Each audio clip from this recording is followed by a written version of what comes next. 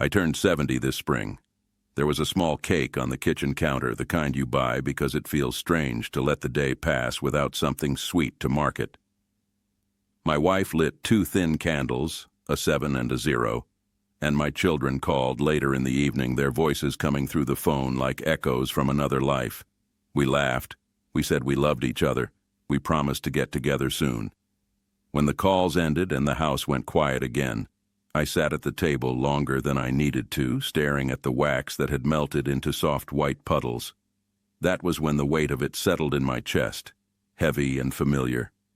Not sadness exactly, something closer to recognition. I used to believe that big moments were the ones that mattered. Graduations, weddings, promotions, the kind of days you circle on a calendar weeks in advance. I thought life was built from those peaks, stacked one on top of another, and that everything else was just background noise. Errands, dishes, bedtime stories, half-listened conversations from the back seat of the car.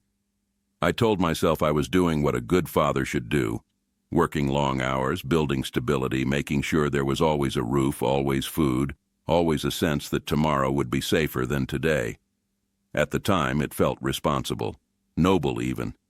I wore my exhaustion like proof that I cared. My children were small then, their voices were higher, their hands warmer when they slipped their fingers into mine. They used to run to the door when I came home, shoes half on, hair sticking up in soft directions. Sometimes I would lift them both at once, one on each side, their laughter loud in my ears, their weight light against my arms. Those moments are still there, tucked away like photographs in an old drawer. But there are far fewer of them than I wish. Most evenings I came home already tired. My mind stayed at the office, replaying conversations, planning the next day, worrying about numbers on a screen. I would nod while my son talked about something that happened at school. I would smile at my daughter while she showed me a drawing, already thinking about the emails I hadn't answered. I was physically present, but some essential part of me stayed somewhere else.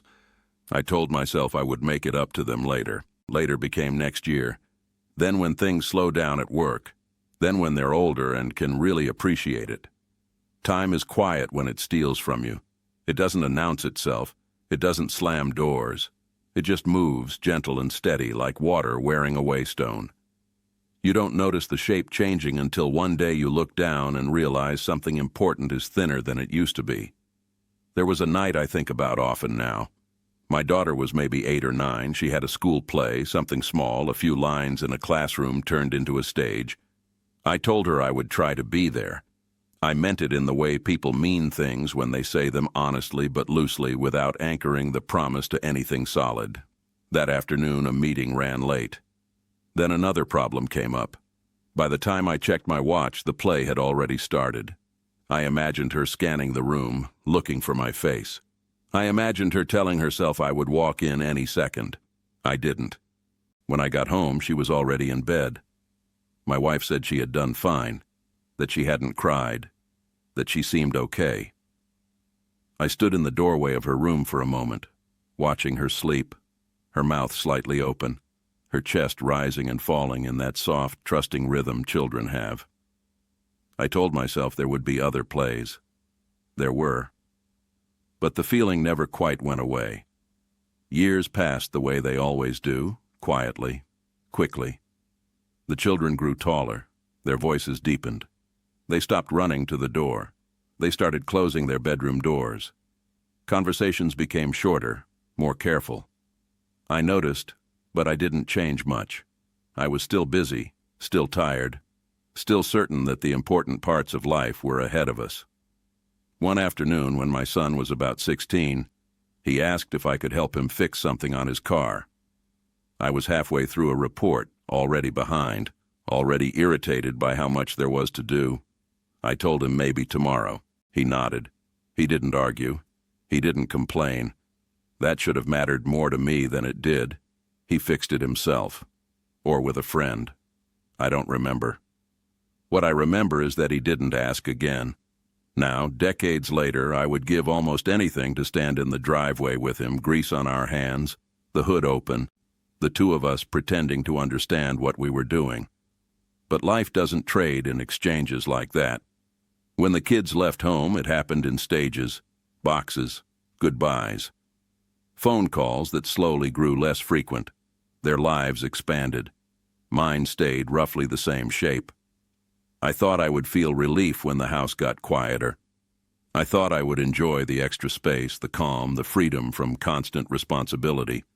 Instead, I felt like someone had turned the volume down on the world. Their rooms stayed the way they were for a while. Then we turned one into an office, the other into a guest room. The walls changed color. The posters came down. It was practical, sensible. It was also final in a way I hadn't expected. Now when they visit, we talk about work, about their own children, about the weather, about plans that are always a little vague. We love each other. I know that. They know that. But love, I've learned, is shaped by attention as much as by intention. There are questions I want to ask them that feel too heavy to bring up now. Did you feel alone when I was tired? Did you stop inviting me into your world because I kept standing half outside it? Do you remember me as someone who was there or someone who was nearby? I don't ask. I'm afraid of the answers. Sometimes I watch my grandchildren play on the living room floor. I sit closer than I used to.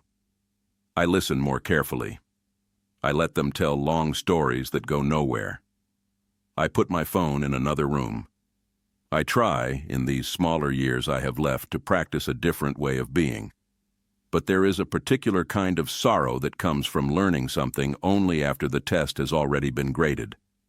People talk about regrets like they're dramatic, like they arrive all at once, loud and obvious. For me, it's quieter than that. It shows up when I hear a song from the radio that was popular when my kids were young. It shows up when I drive past their old school. It shows up when I find a drawing in a box in the attic, folded at the corners, my name written on the back in uneven pencil.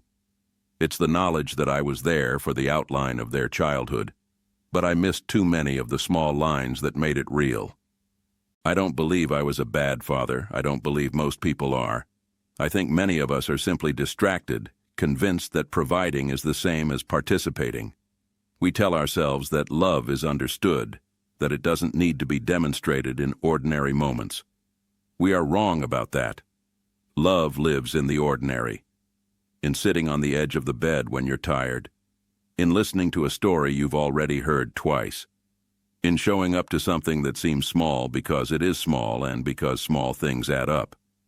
If I could speak to the man I was at 40, I wouldn't yell at him. I wouldn't accuse him. I would sit down across from him and say this gently. The days feel long now, but they are not. Your children are learning who you are even when you think they're not paying attention. They are building their memory of love from the scraps of time you hand them.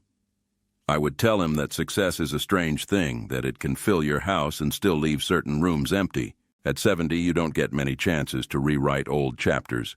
You mostly reread them, slowly, noticing details you skimmed the first time. I don't share this because I think my story is special. I share it because it is ordinary, and ordinary stories are the ones that repeat themselves most often. If you are younger than I am, if you still have small hands reaching for yours, or teenagers pretending they don't need you, or adult children who are still willing to call on a random Tuesday, I hope you understand something I didn't. One day, sooner than you expect, the house will be quieter. The calendar will be lighter. The noise you once wished would stop will feel like a language you no longer speak fluently.